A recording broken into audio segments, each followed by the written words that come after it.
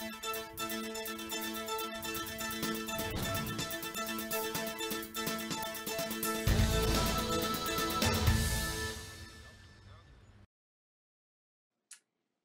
eu sou a Tayana Conrad. Começa agora mais um programa Alesp Conecta. E o assunto de hoje a gente vai conversar um pouquinho sobre a regulamentação do Pix e explicar para quem está em casa o que é essa nova solução de pagamento. Por isso eu trago aqui para conversar com a gente o doutor João Nascimento, ele que é advogado e especialista em direito bancário. Seja muito bem-vindo, doutor João. Obrigado, um prazer estar aqui com vocês. Prazer é o nosso, doutor. E explica para quem está em casa o que é o Pix. Bom, o Pix é uma solução de pagamento nova que o Banco Central criou e está oferecendo aí para o mercado. Basicamente, ele é um instrumento de pagamento novo que vai permitir que as pessoas façam pagamentos, né, como fazem com o TED, como o DOC, por exemplo, só que de uma maneira muito mais rápida, né, praticamente aí instantânea, com prazo máximo aí de pagamento, de liquidação desse pagamento aí de 10 segundos, né? E a novidade também, que ele é um sistema que estará disponível 7 dias por semana, 24 horas por dia, diferentemente, por exemplo, do DOC e do TED, né, que tem restrições e as liquidações não acontecem de maneira assim tão rápida. Doutor, não sei também se você consegue explicar para quem está em casa, da onde veio a ideia, né, essa inovação? É realmente uma criação do Banco Central ou foi a partir de alguma ideia? O Pix já está em outros países? Explica um pouquinho para quem está em casa de onde veio essa inovação. Perfeito. Bom, o conceito de pagamentos instantâneos ou pagamentos rápidos, ele já existe, né? Outros países já adotaram esse tipo de solução, né? E o Brasil não podia ficar atrás, então o Banco Central resolveu implementar isso e fazer com que essa opção estivesse disponível aqui no Brasil. Então, não é uma criação brasileira, ela existe já em outros países. E já que é um meio de pagamento, né, o senhor falou um pouquinho sobre algumas vantagens, mas se a gente tivesse que destacar, né, quais são as principais vantagens, então, do Pix, do pagamento via Pix, comparado, então, aos pagamentos que a gente já faz hoje, TED, DOC? Acho que dá para destacar primeiro, acho que a comodidade, né, ele vai ser um instrumento de pagamento que vai estar preponderantemente disponível via celular, então tem uma comodidade, uma praticidade muito grande, a velocidade, né, do Pix também, como eu disse, a tendência é que as operações dos pagamentos eles sejam confirmados em até 10 segundos, o normal é que demore alguns poucos segundos, e também o custo mais baixo, né? A expectativa é que o Pix ele reduza bastante o custo geral aí das transações no mercado de meios de pagamento, lembrando que para o usuário, a pessoa física, fazer pagamentos para outras pessoas físicas, né, para os usuários entre si, não vai ter custo nenhum, né? E aí vai haver também uma outra redução de custos para os provedores desse serviço também, né? Como é um sistema todo organizado pelo Banco Central, o Banco Central está, vamos dizer assim, praticamente pagando só os seus custos operacionais, né? Que ele usa para manter a plataforma. Então, para o usuário pessoa física, nas transações entre si, vai ter um custo mais baixo, um custo zero, né? E para as outras instituições que estarão envolvidas também, pessoas jurídicas, comércio, varejo, a expectativa é que tenha uma redução significativa nesses custos de transação. Então, essas são as principais vantagens do Pix hoje. Se o senhor tivesse que destacar, é lógico que a gente ainda não colocou em prática, mas vendo já o que acontece em outros países, tem alguma desvantagem? Não vejo nenhuma desvantagem. Acho que pelo contrário. Acho que o sistema brasileiro, o sistema financeiro brasileiro e principalmente o sistema de pagamentos brasileiro, ele é bastante sólido, ele foi muito bem desenvolvido ao longo do tempo, né? Aqui no Brasil é moderno e realmente estava faltando uma solução como essa. O Pix foi desenvolvido olhando experiências em diversos outros países, então eu acho que a solução do Pix para o Brasil ela é bastante adequada e não vejo nenhuma desvantagem em relação ao que foi implementado em outros países, não. E, doutor, como que os bancos estão se comportando, né, com a chegada, então, do Pix? Bom, os bancos e outras instituições também que participam desse mercado, né, de meios de pagamento, eles estão dando bastante atenção para o assunto, realizaram campanhas prévias, né, para que a população se cadastrasse, fizesse lá o pré-cadastro, né, no Pix, cadastrasse as suas chaves, né, que essa também é uma outra novidade, né, as transações feitas com o Pix, elas vão ser feitas utilizando uma chave pré-determinada, escolhida pelo usuário, né, e o usuário não precisará mais informar aqueles dados de agência, conta, o CPF, o nome, para fazer as transferências. Ele informa só uma chave. Então, houve uma certa corrida pelas instituições financeiras para chamar aí os usuários, a população, justamente para cadastrarem essas chaves com essas instituições, né, para que as contas dessas pessoas nessas instituições, né, tenham essa chave Pix e possam ser utilizadas para fazer as transações via Pix. E, doutor, também uma observação, né? Quando eu entro lá no meu aplicativo, no celular, eu já vejo essa opção Pix. Porém, ela ainda não está no ar, né? Tem alguma previsão? Não está no ar ainda, né? A previsão para que ela comece a ser utilizada aí amplamente pela população é a partir do dia 16 de novembro. Então, a partir do dia 16 de novembro, quem tem o cadastro já pode começar a utilizar. E, então, na verdade, a gente consegue fazer de Pix para Pix. Então, por exemplo, eu vou fazer uma transferência, a outra pessoa também tem que ter o Pix, é isso? Sim, se você for fazer uma transferência Pix, as duas pessoas têm que estar habilitadas para usar o Pix, né? Lembrando que o Pix ele é um instrumento de pagamento, né? E esse instrumento de pagamento ele se baseia numa conta transacional. O que é uma conta transacional? Por exemplo, a sua conta corrente. Então, é muito parecido com o que acontece com o TED e DOC hoje. Você tem o TED e o DOC, ele é um instrumento de pagamento. Ele transaciona recursos que estão na sua conta transacional, no caso, a sua conta corrente. Tá? Pode ser uma conta de pagamento também, se você tiver uma conta numa fintech que ainda não é um banco, mas que tem as funções ali bastante semelhantes. Então, para você receber, né, uma transferência via Pix, você tem que estar cadastrado no Pix e o remetente também tem que estar utilizando o Pix. Agora, doutor, o Pix provavelmente com o tempo vai substituir, então, todos os custos, né, de DOC, TED. Como que fica para os bancos, para as instituições financeiras isso? Porque a gente sabe que a gente pagava uma certa taxa. Como fica para eles? Já que o senhor é especialista também nessa parte de bancos, como que fica para os bancos também, então? Agora, a gente usando o Pix não teria mais que pagar essa taxa. Pois é, ainda é prematuro para dizer exatamente qual vai ser o impacto, mas a tendência é que realmente o Pix substitua, né, tanto o DOC quanto a TED.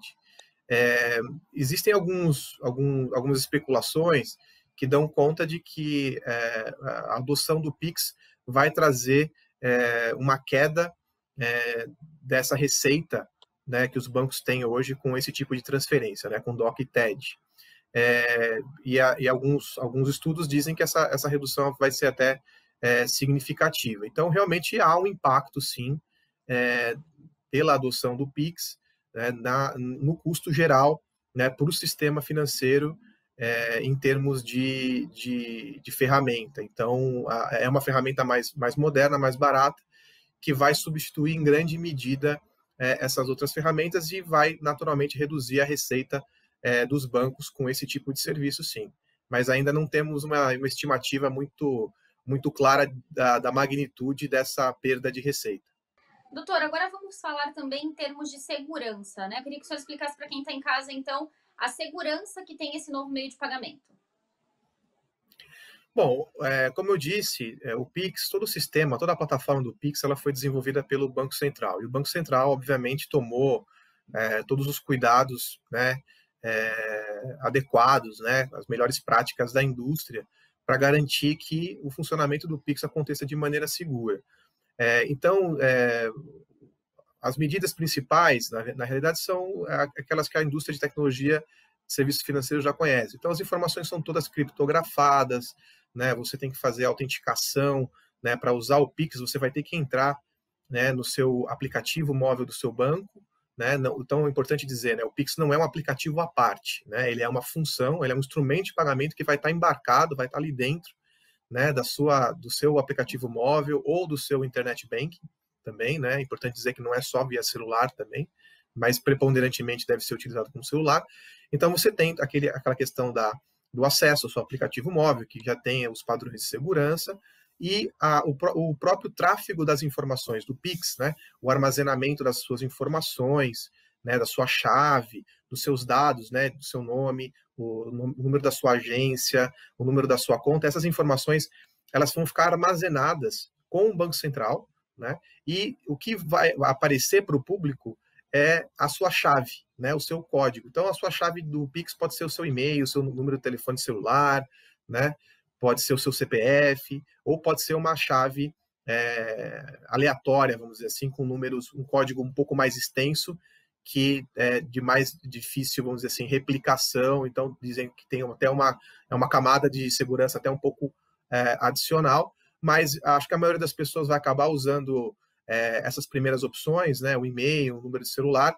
Então, essas informações, elas todas serão trafegadas em ambientes seguros, criptografados, com servidores protegidos, para evitar que aconteça algum tipo de vazamento de dado, né?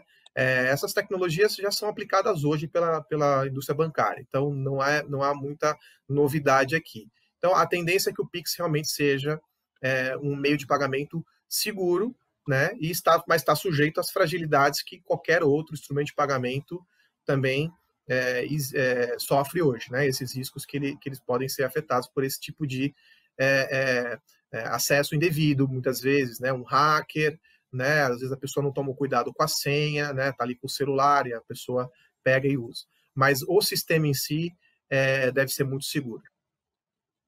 Ou seja, então, em questão de segurança, a gente pode ficar mais tranquilo do que os meios de pagamento que a gente tem hoje, né?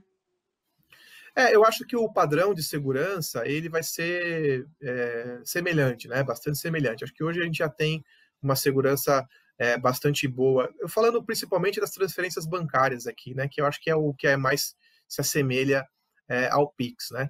Então, hoje, para você fazer um DOC, um TED, você tem um nível de procedimento, né? De segurança, de acesso ao seu internet banking, ao seu aplicativo, né? Que já é um padrão bastante seguro, e por baixo disso, né, esse tráfego das informações ele vai acontecer numa rede segura, uma rede controlada, e esses dados vão ser criptografados, né? Então eles vão ser, como se diz assim, é como se esses dados, os seus dados pessoais, eles fossem embaralhados, né?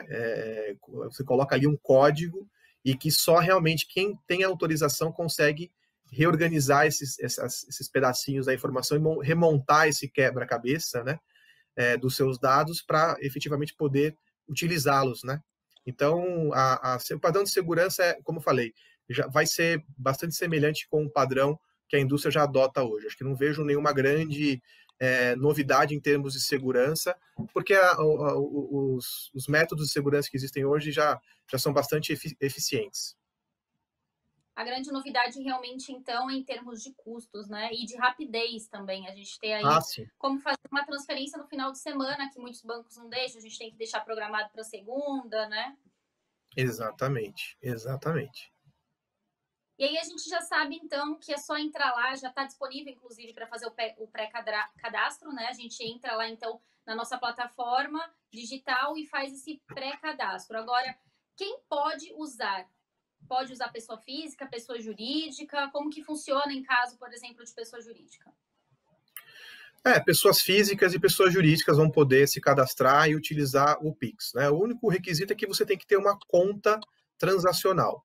O que é conta transacional? Novamente, é uma conta bancária ou uma conta de pagamento, né? Uma dessas contas que tipicamente as fintechs, né? Essas empresas de tecnologia em serviços financeiros, elas têm oferecido para a população. Então, tanto pessoa física quanto pessoa jurídica pode utilizar o Pix, se cadastrar e utilizar o Pix. E que tipo de empresa pode, então, ofertar o Pix? Bom, as empresas que ofertam o Pix vão ser as instituições financeiras, né? Então, os bancos, né, vão poder ofertar o Pix, e também as instituições de pagamento. Né? O que são as instituições de pagamento? A partir de 2013, o Banco Central ele passou a regular esse mercado de meios de pagamento. Tá? Então, ele não regulava esse mercado. Então, empresas de cartão de crédito, né, de contas digitais, elas não estavam sujeitas à supervisão e autorização para funcionar pelo Banco Central. Depois de 2013, então, o Banco Central passou a regular. Então, além dos bancos, o Banco Central trouxe esse tipo de empresa, que são essas empresas que abrem essas contas que, tecnicamente, a gente chama de conta de pagamento, né? E, popularmente, a gente acaba conhecendo como contas digitais, né? Que são essas contas ligadas a essas empresas, né? Essas fintechs, como se chama. Então, essas empresas todas vão poder oferecer. Algumas dessas empresas, algumas dessas entidades, vão ter que oferecer o Pix de maneira obrigatória. Então, os grandes bancos, que têm mais de 500 mil, né, contas de clientes ativas, né, ou seja, os bancos que têm uma penetração maior, o Banco Central já disse, olha, vocês têm que participar e ofertar o Pix obrigatoriamente. Né? As outras instituições, elas têm a faculdade de participar ou não.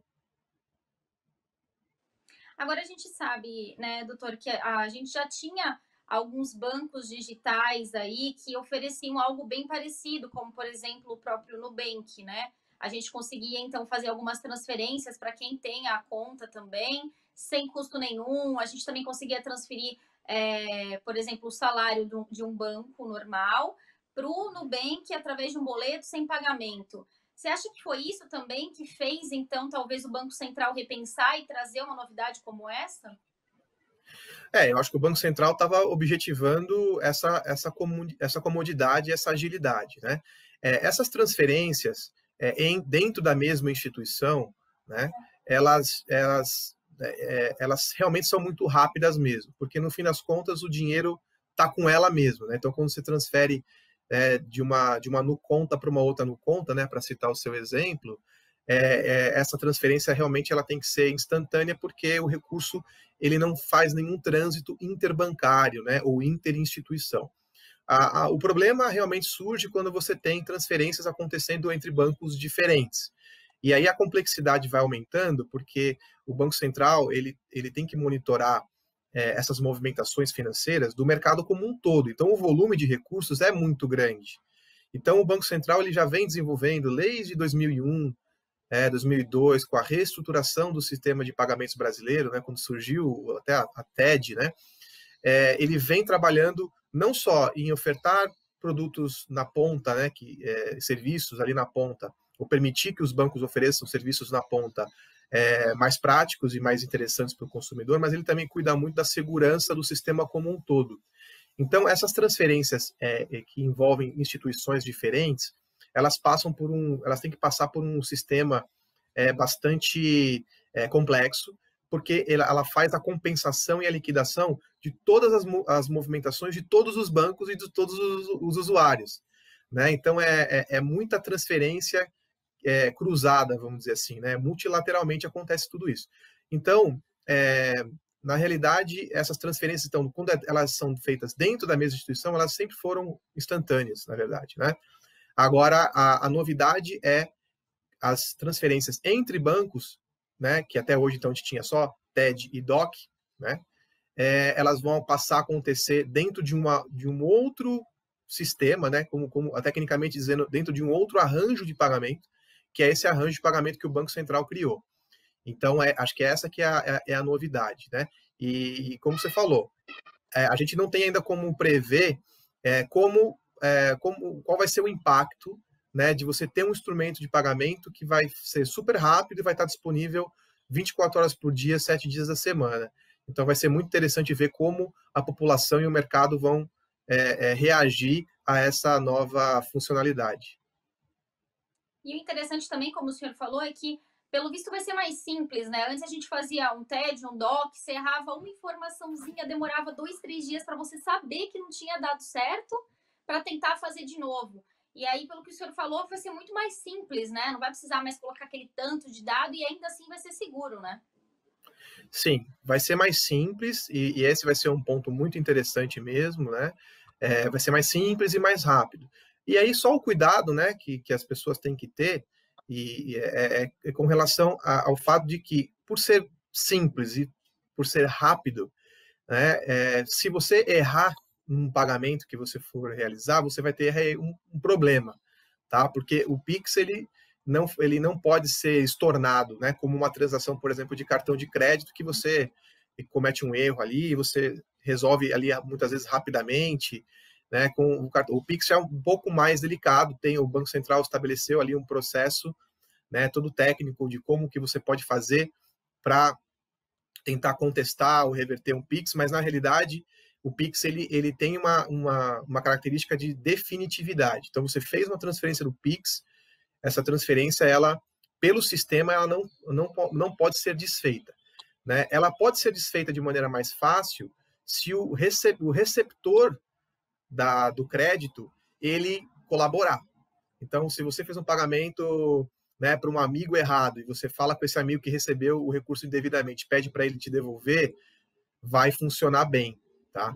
Agora, se você faz um pagamento errado para uma pessoa desconhecida e ela, por má fé ou por qualquer motivo, ela não quiser devolver, aí realmente você não consegue resolver esse ponto através do Pix. Então, a pessoa vai ter que buscar aí outros meios para solucionar essa dificuldade e para tentar corrigir esse erro, né, de transferência. Então, a praticidade ela é muito boa, mas as pessoas têm que estar atentas. Mas, assim, a realidade é que você, quando vai fazer um Pix, você vai colocar lá a chave da pessoa e vai aparecer uma tela de confirmação de dados. Então, é importante que a pessoa ela tenha certeza de que o beneficiário, né, o destinatário daquela transferência é realmente a pessoa que ela quer que seja, para que ela não faça esse Pix e depois ter que depender da boa vontade dessa pessoa, ou eventualmente até vai ter que socorrer do judiciário, por exemplo, né, para tentar reaver esses recursos.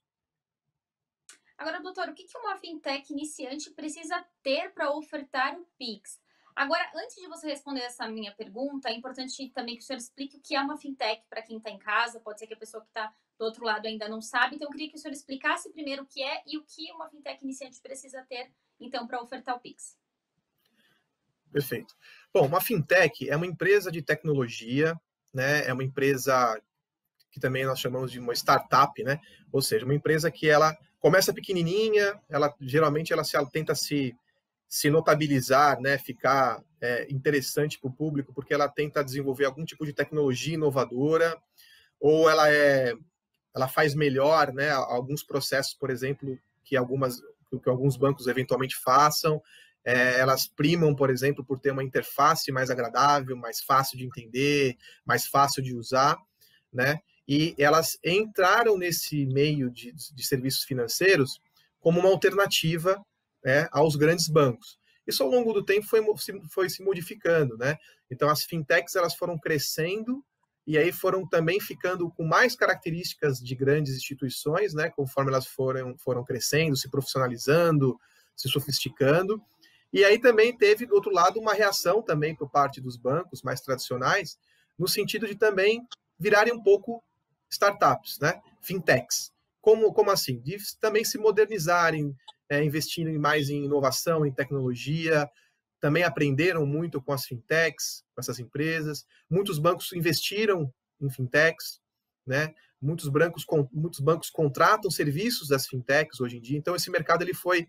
Até no início havia uma rivalidade mais acirrada, né? Ainda existe, mas já não é tão acirrada assim, né? Porque existia essa ideia de que a fintech ia matar o banco, né? Ia acabar com o banco.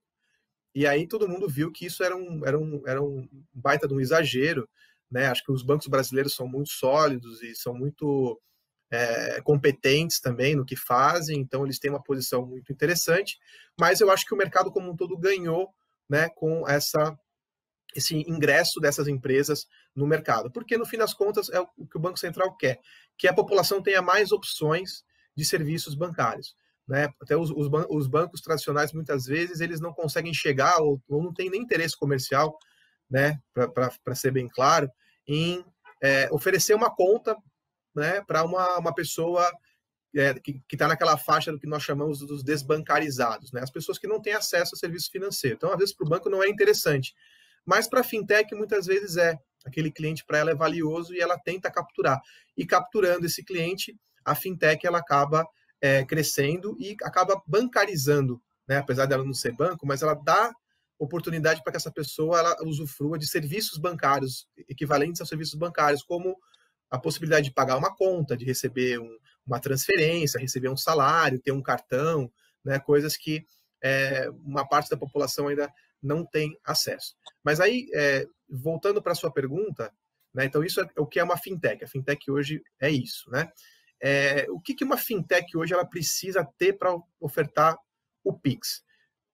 É aquilo que eu falei lá no início. Ela precisa ter uma conta transacional, ou seja, ela tem que ter uma continha, uma conta digital, uma conta de pagamento, né? Que é a chamada conta transacional. Por quê? Porque o Pix é um produto de transferências, né? Um instrumento de pagamento de transferências. Então, você tem que ter um recurso numa conta transacional para que você debite, né, esse recurso dessa conta e esse recurso possa ser transferido, né, para uma outra conta transacional, né? Então, esse é o principal requisito. Obviamente que existem o Banco Central, ele quer que essas empresas elas ingressem, participem do Pix, né?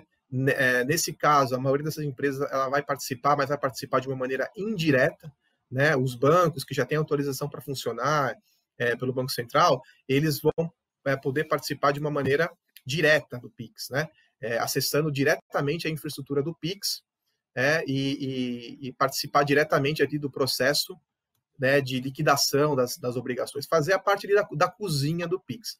As fintechs, como elas não são, algumas delas, né, não são reguladas pelo Banco Central, né, diretamente, né, elas são supervisionadas, né, são acompanhadas, são monitoradas, mas elas não têm que cumprir com uma série de obrigações mais específicas, né, que o Banco Central impõe. Então, essas fintechs elas vão participar, vão poder participar do Pix, mas vão participar indiretamente. Então, elas vão acessar através de um participante direto, que é essa instituição autorizada pelo Banco Central. Então, ela vai ter que fazer ali uma parceria, um convênio, um contrato, né, com essa empresa que participa diretamente, e ela vai poder oferecer o serviço para o seu usuário.